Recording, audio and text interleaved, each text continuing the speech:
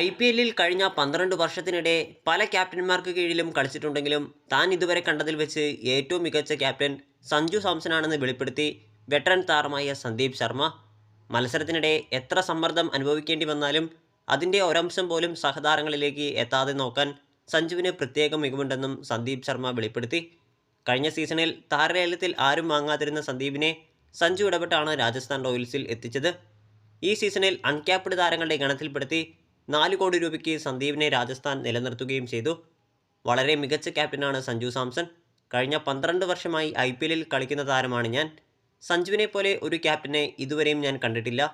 ഇതിനകം ഞാൻ പല ക്യാപ്റ്റന്മാർക്ക് കീഴിലും കളിച്ചിട്ടുണ്ടെങ്കിലും സഞ്ജു തന്നെയാണ് അവരിൽ ഏറ്റവും മികച്ച ക്യാപ്റ്റൻ.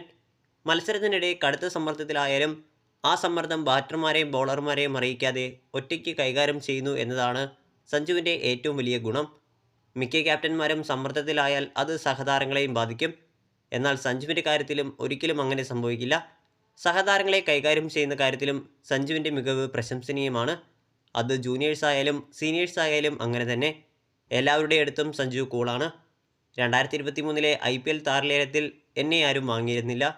ഇതിനിടെ എനിക്ക് സഞ്ജുവിൻ്റെ ഫോൺ കോൾ വന്നു.